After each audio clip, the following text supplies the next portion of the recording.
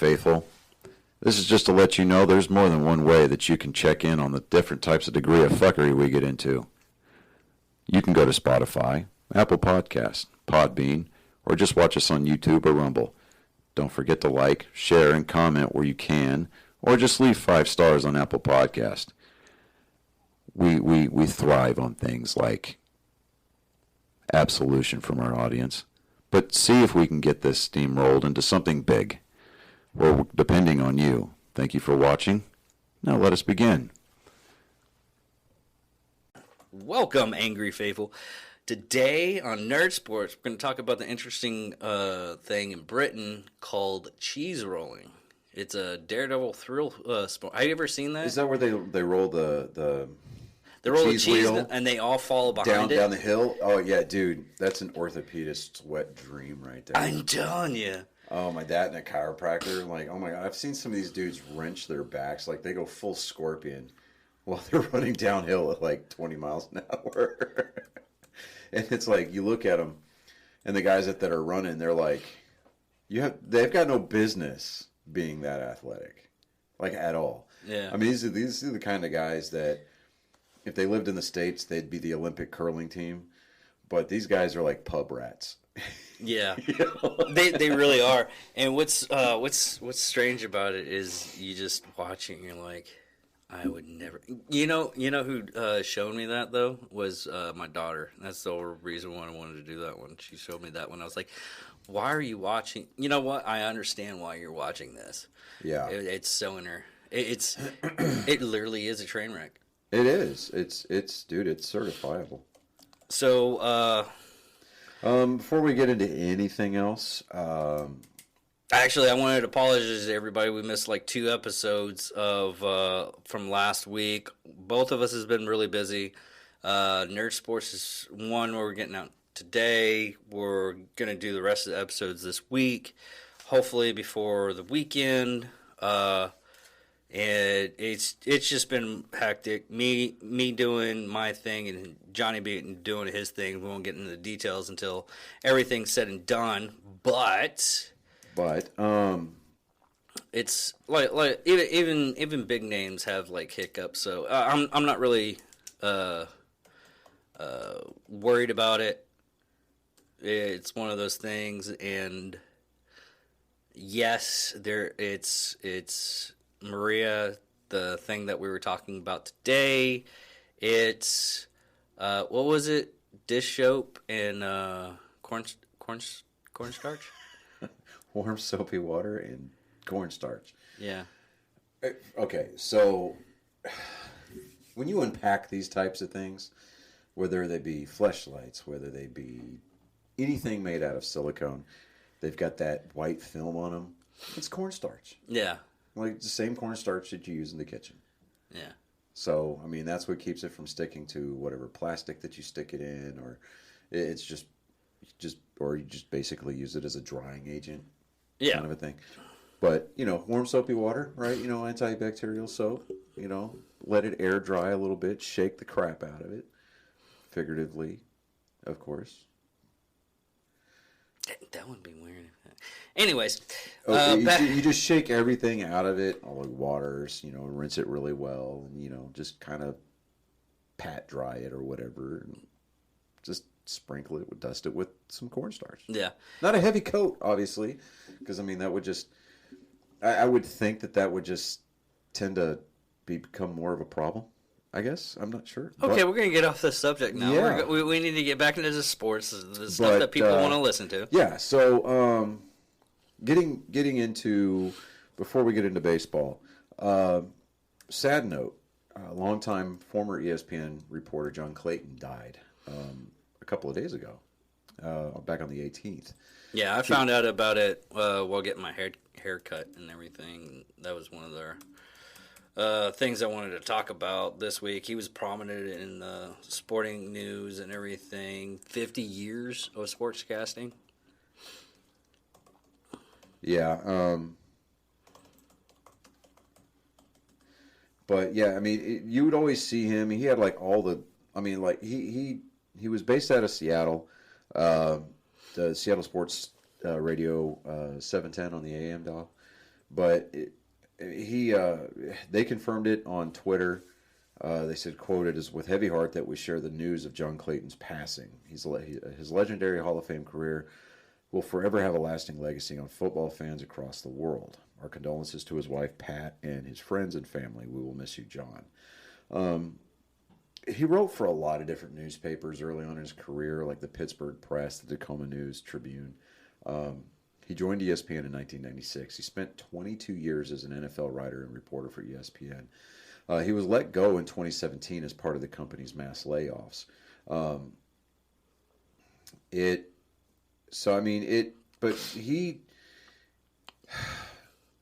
he had a lot of great insight into the league. Yeah, a lot of people couldn't match him. No, it really, his yeah, intelligence on the sport. Yeah, it was. There's a lot of, there's like when Stuart Scott died. I mean, he made it fun to watch SportsCenter. It was actually kind of the only reason why I watched SportsCenter. They had Kenny Maynes, they had Eric Van Pelt, or Scott Van Pelt rather. They had John Clayton, Chris Berman, but with John Clayton, he had that just relatability when he was talking about the NFL, especially for people like myself who, we kind of like passively watched football over the last couple of years. Because I mean, just with the personalities and all of the political and social stances that the league was taking, it just made watching the NFL just painful. Yeah, a lot of the stuff that we have nowadays. I mean, I watched the Adam Project just recently. Oh, that was such a good movie. That was so. The only reason why comedy's still a thing right now is because Ryan Reynolds. Honestly, that's what's really sad. Because I mean, the best comedy that's came out in a long time, I'll say it was Peacemaker, the Adam Project, anything really with Ryan Reynolds in it. Really, those are the two things. I mean, if you want to consider the Boys Deplorable, that was pretty funny too, messed up. But you just don't have any like really good comedies that much anymore. A lot of people, I mean, most of your good comedy nowadays, it's all on TikTok. Yeah. Also with ESPN, kind of staying with this theme real quick, Troy Aikman announced back on the 23rd of last month, he's leaving Fox.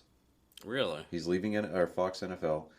He's going to go to ESPN to call their Monday Night Football games. And everybody was like, oh, wow, that's going to leave a massive hole at the Fox lineup. But, and this is a victory for baseball fans as well. Joe Buck announced that he's leaving Fox and he's going to be joining the Monday Night Football team on ESPN as well. So by that, what that means for us, and I'm hoping that it means that, we will never have to listen to Joe Buck call another World Series. Why is he that bad?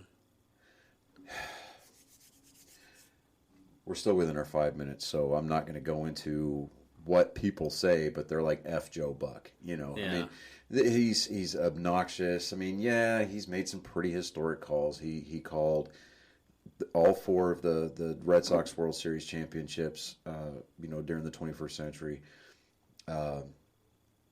One of the more memorable calls that he made was during the 2011 World Series with the Cardinals versus the Texas Rangers. His dad, John Buck, used to call games for the Minnesota Twins, and he got to call the World Series when it was on CBS that year, and the Twins were playing the Braves, and so John Buck had made a very historic call when the game finished in extra innings after midnight. He said, "We'll see you later tonight." right? Or we'll see you tonight, kind of a thing, because the game was basically going to be played that same day, right? Well, when John Freese hit the walk-off home run for the Cardinals to send the series into game 6 or game 7 rather. He said, "And we'll see you tomorrow night." So he kind of echoed his dad's line, right? So, and it's not to say that Joe Buck is without his merit. I just, as a baseball fan, cannot stand the droning. I mean, his voice just kind of, ugh. And he's been kind of a fixture on Sundays for the NFL on Fox. But all that aside, hey, winner, chicken dinner for everybody else. But moving into baseball, there's been a ton of baseball news. While I was gone last week for spring break, baseball came back. Yeah. The collective bargaining agreement was agreed upon and ratified by the players and the owners. Spring training games started last Thursday on St. Patrick's Day. And my Red Sox opened up a can of whoop ass on the Twins, 14-1 that day. I know I'm not getting all excited and ahead of myself because I know it's spring training and there was a lot of players that played in that game that are not going to make the big league roster. I mean, the cuts are going to become fast and furious. They're going to figure out who's going to go to minor league camp, things like that. But there's been some pretty big trade news. One of the biggest, if not the most sought after free agent of the offseason, Freddie Freeman, finished the year catching the last, not catching the last out, but recording the last out of last year's World Series when the Braves beat the Astros in 6 games. He played for the Braves for 15 years. He became kind of a fixture, right? He just signed a big contract with the Dodgers, so he's heading out west. And there's a lot of people that are like, "Hey, thanks for the memories." There's a lot of people that are burning his jersey, which I never got that. You pay money for this jersey, and you're going to sit there and light it on fire. It's like, really? Come on. It's what people do when they're like super upset and they don't know what to do. They just do something. Yeah, well, give your balls a tug there, tit fucker. I mean, I think we're past the 5 minutes now, so whatever. Yeah, we're past. Let me see here. Trevor Story became the next big name that was out there for the free agency market. The Red Sox just signed him for 6 years, $130 million. And he's going to he's a shortstop by trade, but he's agreed to change his position to play second base because the Red Sox have Xander Bogaerts, perennial all-star, over there at shortstop. So, and they announced today that they signed an extension for Rafael Devers through arbitration. So they shored up they shored up 3 of the 4 positions for the Red Sox infield. So I'm pretty happy about that. It's just the fact that baseball is back, getting to watch live games, getting to listen to it through the big app. Jacob deGrom made his first start of the spring today for the Mets. He struck out 5 of the 7 batters he faced.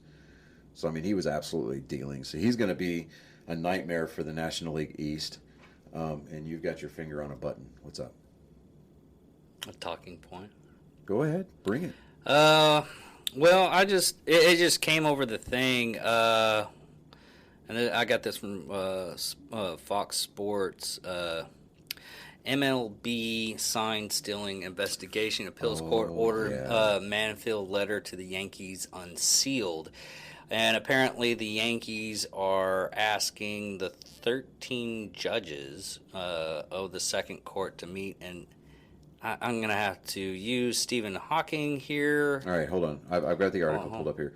Judge Jed S. Rakoff, to dismiss the lawsuit by fantasy sports contestants. That's what I wasn't trying to... On bank. To consider the decision. Oh, yeah.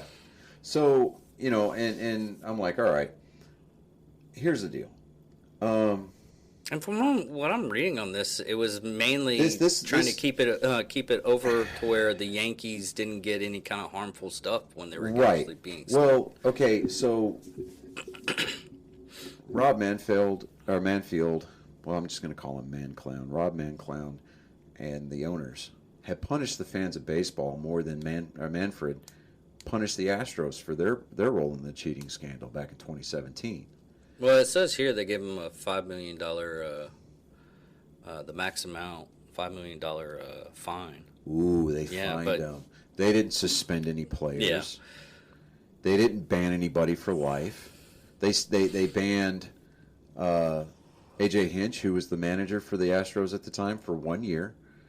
Alex Cora, who was the bench coach for Houston in 2017, served a 1-year suspension.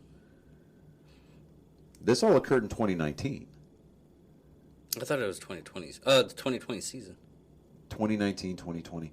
No, it wasn't a 20. No, well, it was suspended for the 2020 because season. Alex Cora came over to the Red Sox in 2018 as their manager, and they went and they won the World Series that year. Okay, and then after all the investigation was over with, they said, "Oh yeah, well there was some sign stealing and there was some electronic devices used."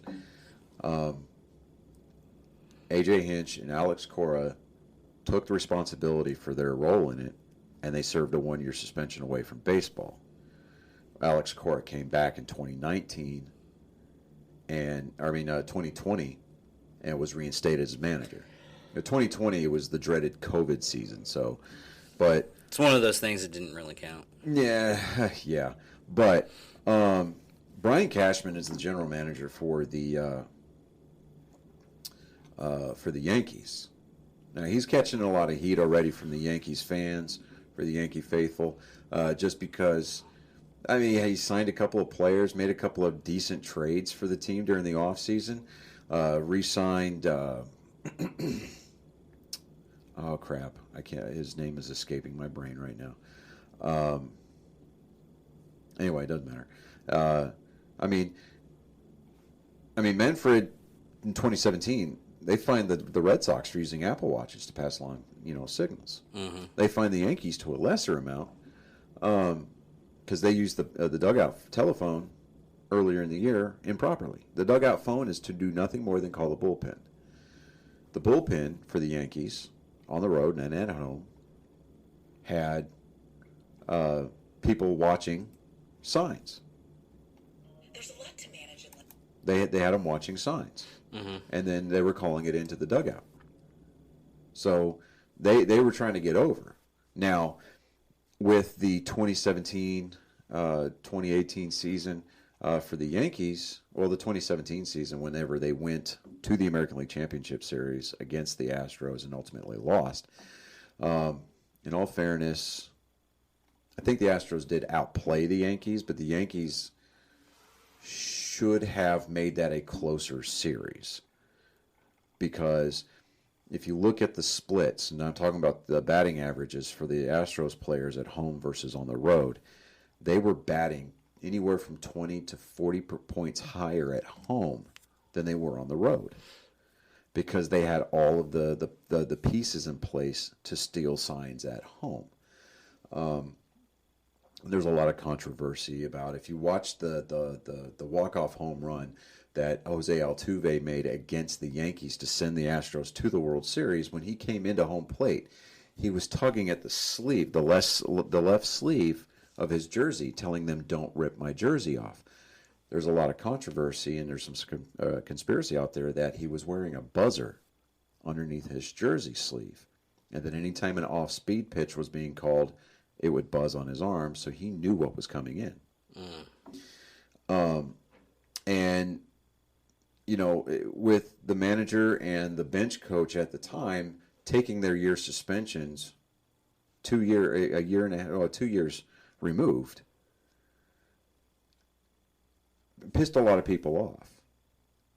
Because, while they had knowledge of it, and they should have stopped it, they weren't the ones who spearheaded that effort. It was done by the players.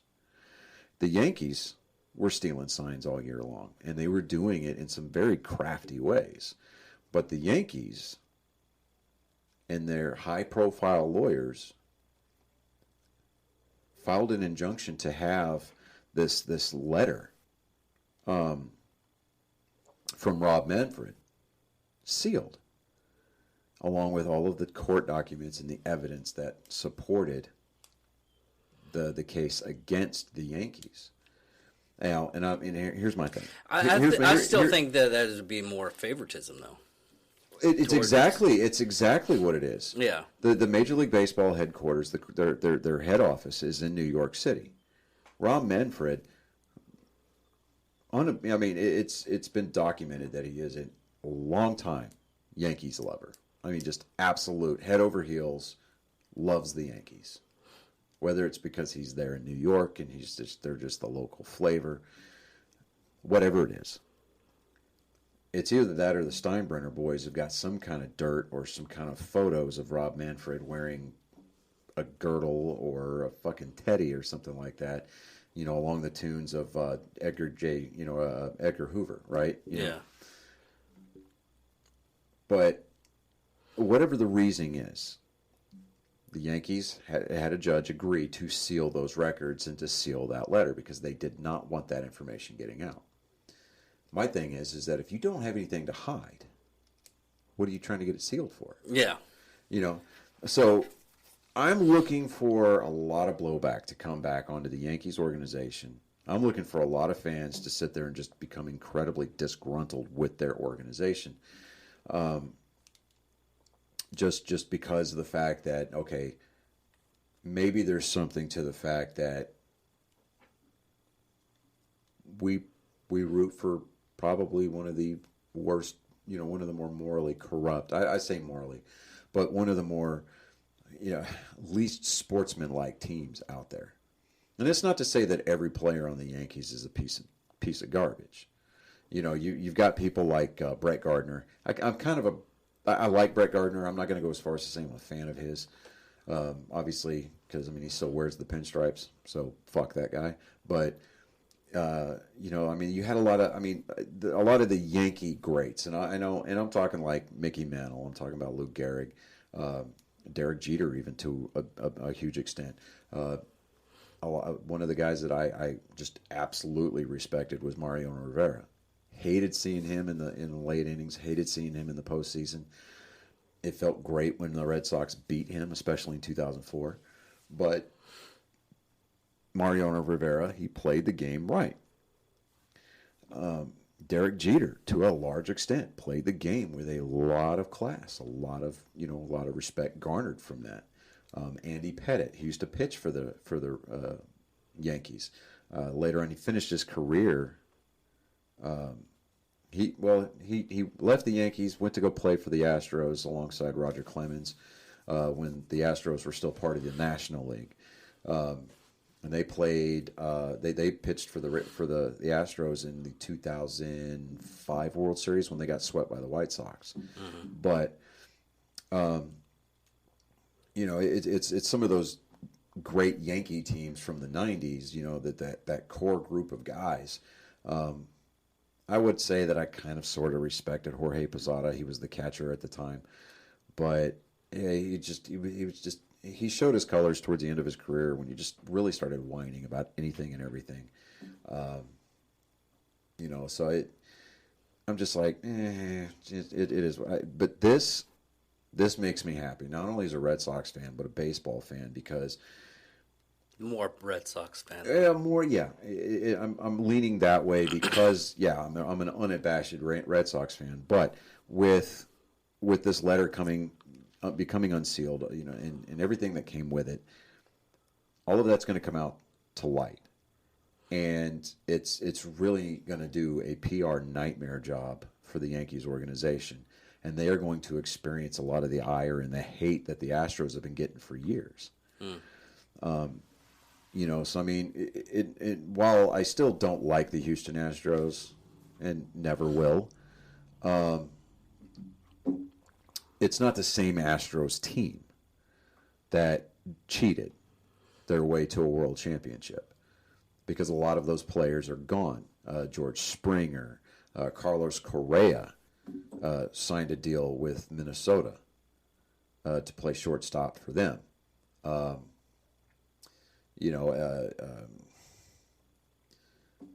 But I mean, you still have Jose Altuve there, and I'm not going to speak ill of Jose Altuve because That my fiance just absolutely adores Jose Altuve. What does she call him? Her spicy jalapeno. I'm just like, okay, all right, yeah, yeah. So I don't feel like threatened by this guy at all because, I mean, this guy's about as tall as a 5-penny nail, and all you need is a hammer and just knock him into a piece of wood, and you're good for the day. But, yeah. So, but the fact that baseball's back is just so good. Do we want to talk about the elephant in the room? If you're referring to the jersey that made its debut on the show tonight, no, we don't. No. You know what I'm talking about. The one thing everybody's talking about right now that happened like 2 weeks ago. Anyways. I've been to sleep since then.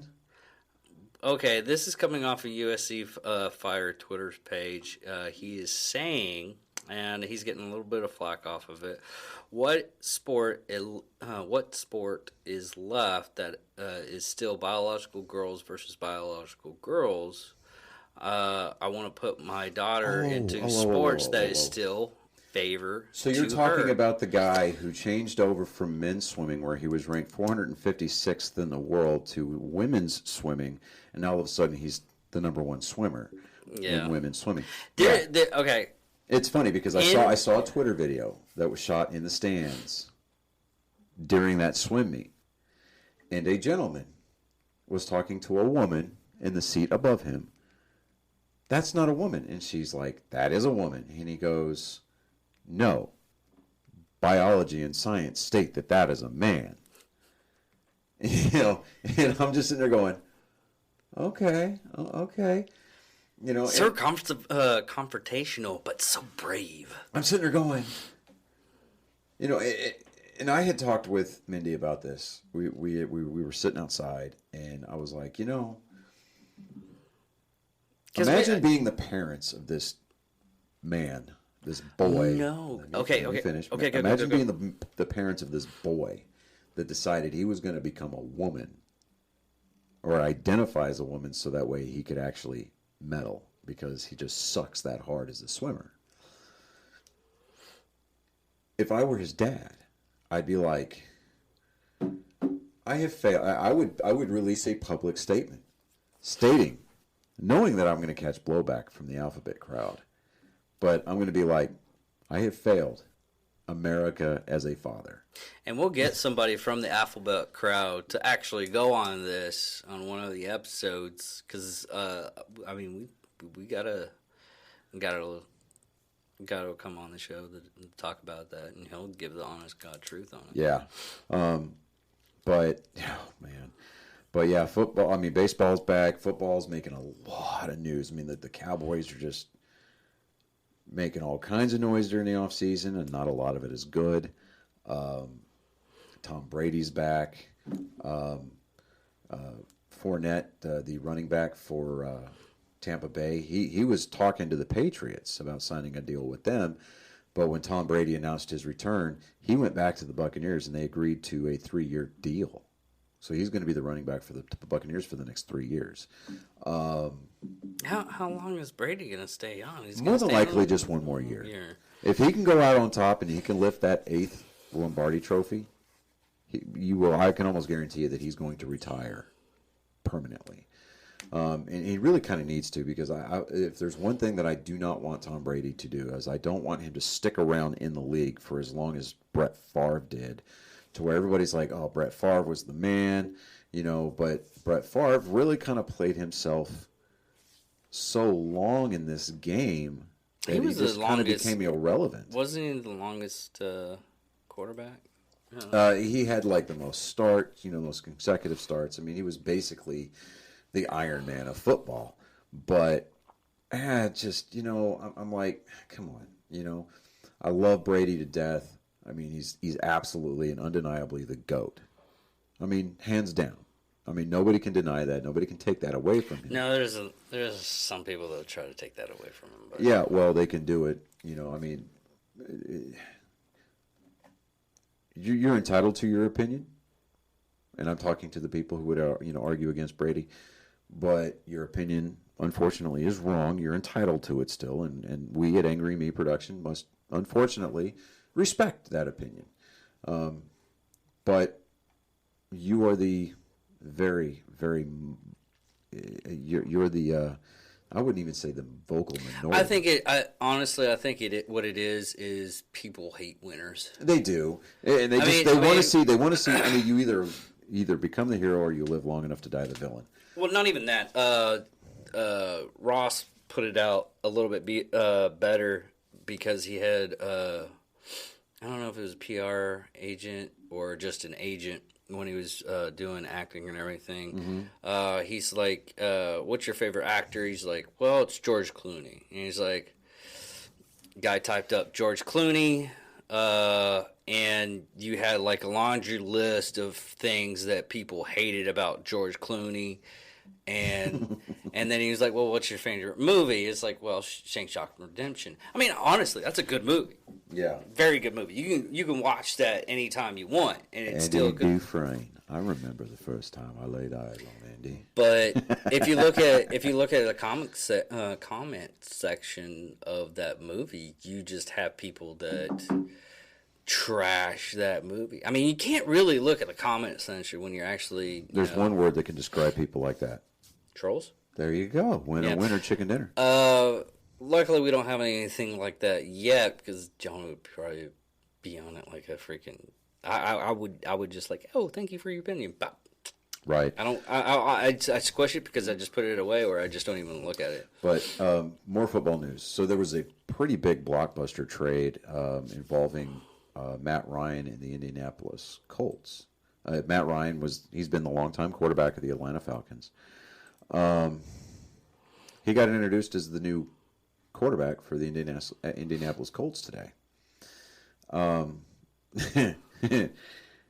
get a lot of these people in the Atlanta area. They're like, they swore by Matt Ryan. Matty Ice was his name. He took him to a Super Bowl that they unfortunately lost. But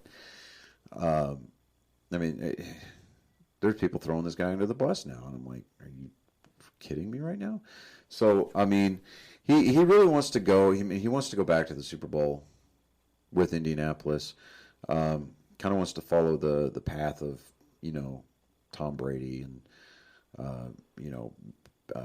Peyton Manning, who was a longtime quarterback in Indianapolis. But that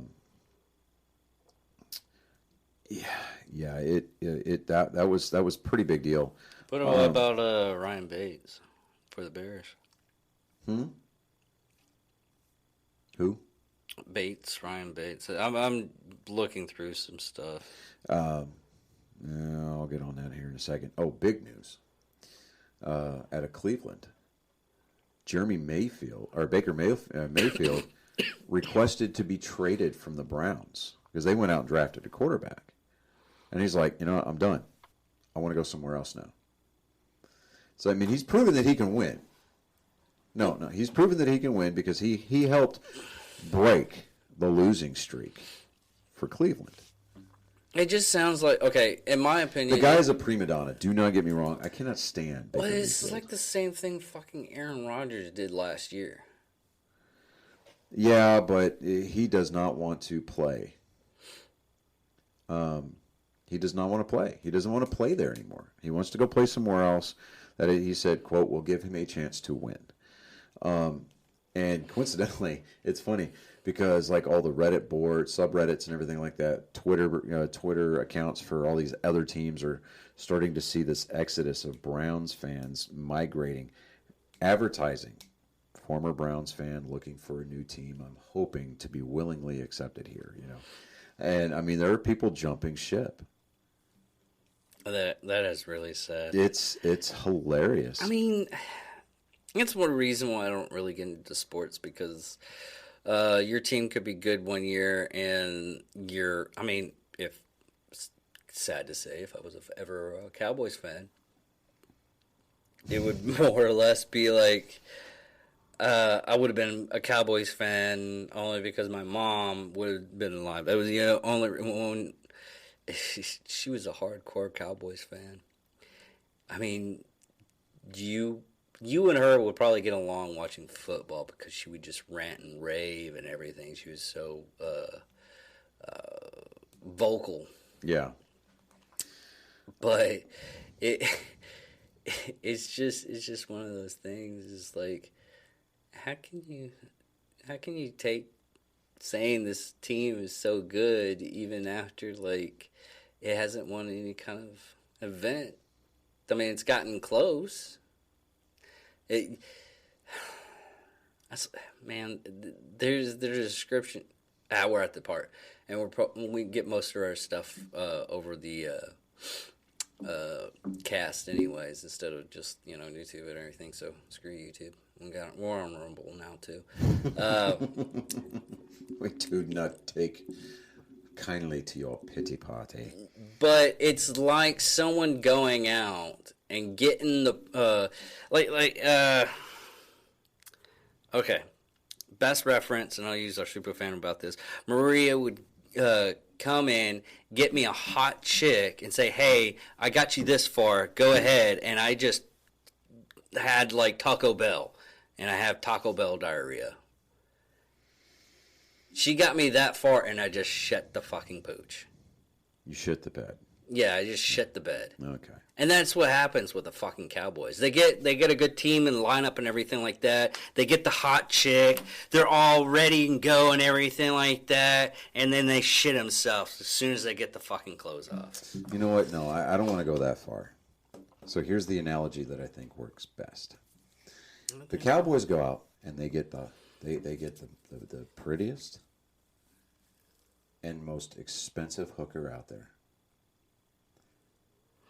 Take them back to the hotel. Wine them, dine them. And then when it comes time for the boom boom, she takes off her pants.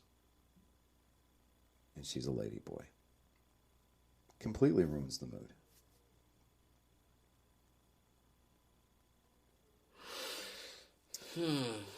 It's either that, or you've already paid her.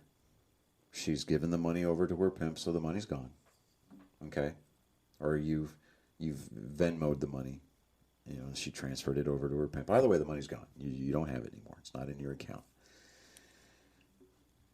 You take her out for a night on the town. You kind of work her up and everything like that. And, you get the nice, expensive presidential suite in the hotel, overlooking the greatest view in the city, and all she wants to do is cuddle.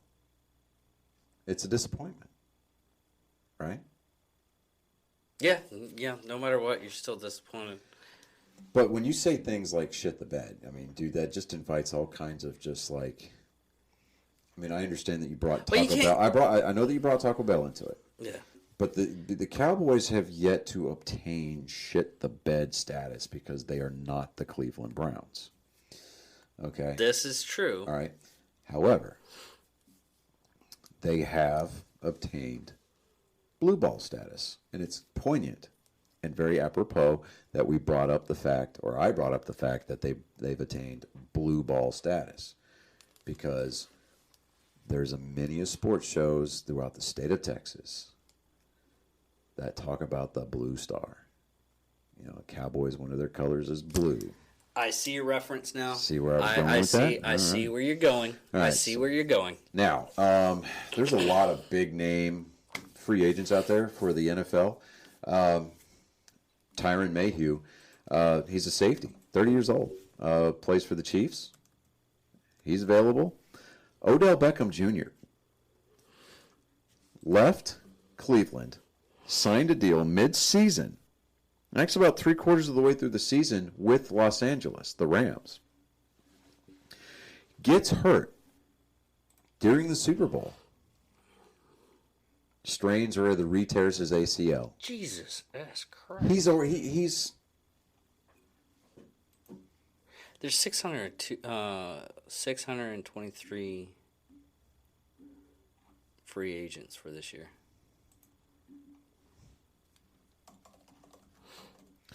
But it's I mean he's Odell Beckham Jr., not to say the guy doesn't have talent, because he does, just his knee's a liability. I mean, he couldn't even finish the Super Bowl. He's all crying now. Hey, well, I got a Super Bowl ring finally. Yeah, well, What's the maximum amount of players on a field? Dude, don't ask me that question. I know that there's 11 guys on defense.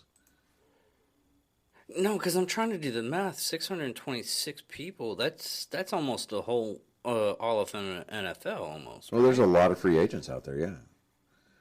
Now, whether or not a lot of them have jobs, I mean, they're not all starters. Let's just put it that way. Okay? You got a lot of guys that play second string or third string that may have a load of talent. They become free agents because their contracts with their teams are ending. So they're going to go out there and try to get the best money that they can for a chance at starting. Because ultimately, that's what everybody wants to do. They want to get time on the field. Yeah, because Von Miller right here, he's like $120 million right there. Yeah. So Stephon Gilmore, he's a cornerback for the for the Panthers. He's available. Dwayne Brown for the Seahawks. He's an offensive tackle. Let me see here. Javon Clowney. J.C. Jackson. Javon Clowney plays edge for the for Cleveland. I mean, the guy, he was a stud coming out of the draft playing for South Carolina. Mm-hmm. And got drafted by Cleveland. And it's just, I would kind of like to see Dallas maybe pick him up. Because, I mean, he could be a really great addition to that defensive line. You've got Cialis Campbell as defensive lineman for the Vikings. Let me see here. Rob Gronkowski. They don't know if he's going to play again, but he's available as a free agent. And now that Tom Brady's coming back, he may end up coming back to play in Tampa again as a tight end. I mean, the dude's a beast. I mean, yeah, he's a big frat boy, but... Well, there's one other thing we got to talk about real quick. All right. March Madness. I'm just looking at the bracket. We can't really. All right. Hold on. I mean the bracket on this so far. We're into the last 4 teams. So far, it's Gonzaga. Arkansas with Texas Tech and Duke. Michigan and Villanova. And I don't Arizona even watch and fucking basketball, dude. I definitely don't watch college ball. Good God. All right. Anyway, sorry. Go ahead. Yeah. Okay. So before I go anywhere, we're doing this for your woman, all right? I get it. I mean, did she tell you? No. Get more basketball in there. No, I'm just doing. Because if she did, we gonna have a talk. That's all I'm saying. No, I was just. It's just one of those things. I know she gets into this, and we need to. I'm helping you out. You ain't helping me do a damn thing. Shut up. All right, so let me see here.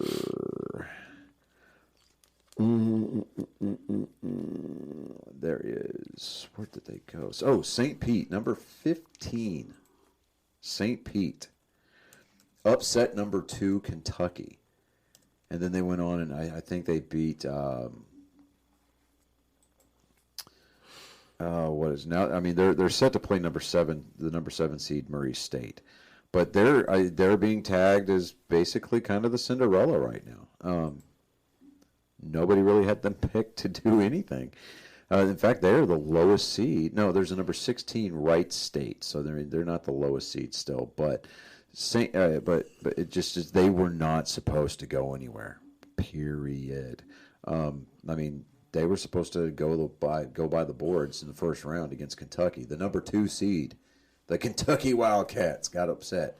And then they went out and beat another top seed team in the next round to advance to the Sweet 16. So, it's kind of cool to watch stuff like that. I mean, when you see teams that are consistently in there like UNC or Marquette, or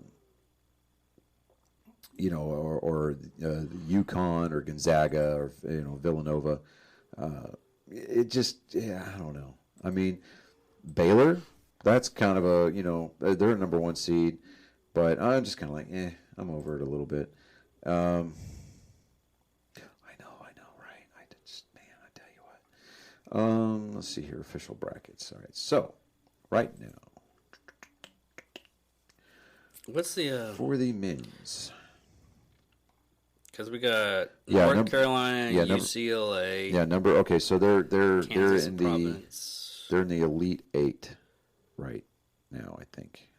Ohio State, and Miami. All right, so number one in the Eastern bracket. Hell, I don't know what they call them. That and another thing is during March Madness, Black Rifle Coffee has a really good sale. Buy two, get one free. You can actually get any kind of product now at blackrifle.com.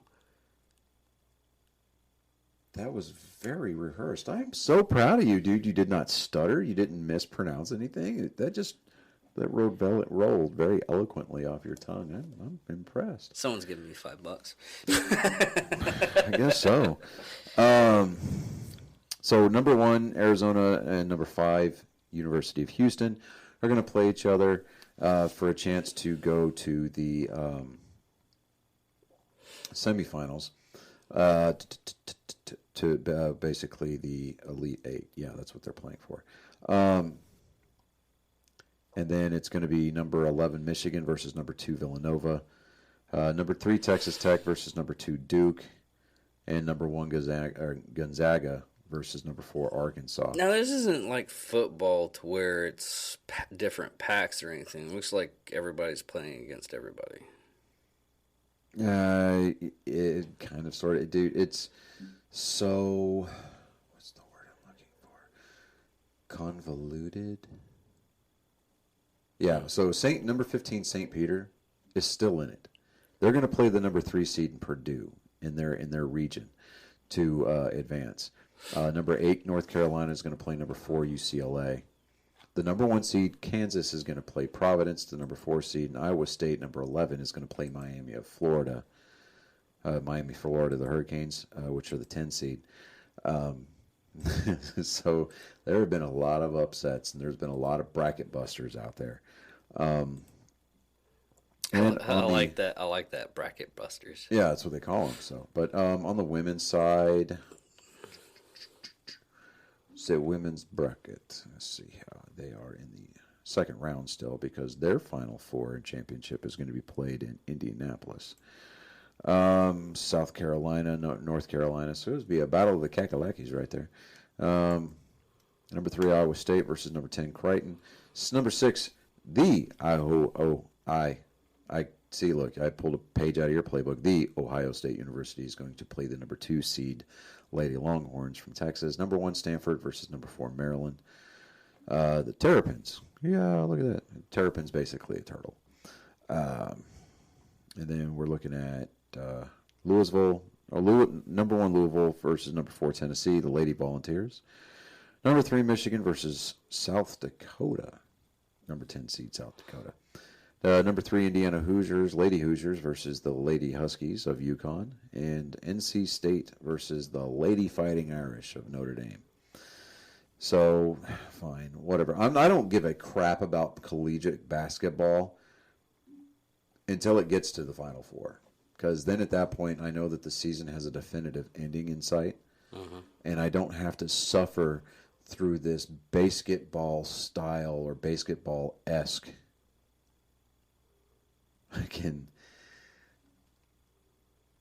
playoff format that they've got. I'm just like sitting there going, here, let's give everybody a turn. You know, I mean, it's like they give the national championship that status of the town whore.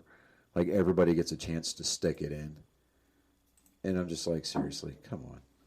It's almost like, here, the trophy resembles a glory hole, because if you look at it, there's a hole right in the middle of it. So it's like, all right, so moving on from March Madness. All right, so let me do this here. Let me do this. So we have come to have a very popular segment on our show where my 12, soon to be 13-year-old son gives the joke of the show, or joke of the week. So I'm going to call him via FaceTime real quick. And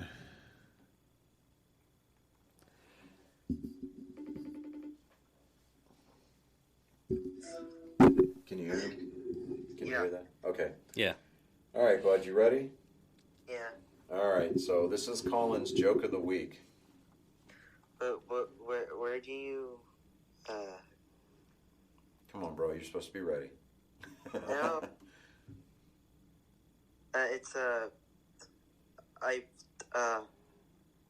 Where do you send somebody that's been in a peekaboo accident? Me, yeah. Where? To the ICU.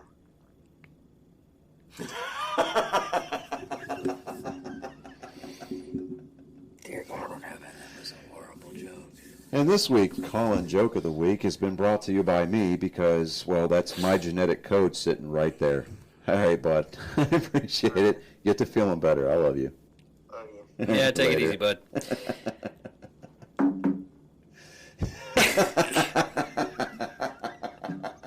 That's just horrible. The ICU. Oh, bloody hell. All right, everybody. All right, so this is episode 49, man. Yeah, you got one more. Yeah, one more. So I think on episode 50, I think, should we bring up the programming note that this is the last episode in the studio? Oh yeah, it is. Actually is. We're gonna pack everything up. I don't have an indefinite thing. If the people that know what's going on in my life, it's not an indefinite what's happening with me. But we do have to jump ship at the studio because of. I'm trying to not. We're just moving. Due to locations. differences of opinion with the management, we are moving locations. So we may be via Zoom for a while until we establish a more permanent, permanent location. Yeah. It's just going to be a weird time for the next couple of months. So I'm hoping that when we do establish a new studio location, how can we put this? There'll definitely be. We won't be doing Zoom anymore. There will definitely be a bit more salt in the air. Yeah. So we'll just kind of throw that teaser out there. And we may do Zooms from time to time, just simply due to the fact that I'm getting an office space when I move down there. And I'm going to have an actual backdrop behind me with like autographed baseballs and different stuff like as that. much freaking Wi-Fi that gets out of that place, I mean, it was hard enough from last week's episode. No. Yours are very- No. Are you no, getting fiber? Time out. Ceasefire. Not going to get fiber. Going to have Xfinity still. However, the house will be blanketed with extenders, Wi-Fi extenders, on a 4 gig plan. Oh shit! Yeah. Okay. So, it's either going to be the 1 gig That's service right. or it's going to be a 4 gig. Yeah, that's what I was thinking of. But anyways, everybody, thank you for watching. Everybody that actually watches. I am David Dickerman. I'm Johnny Skelton. And keep it classy. San Diego.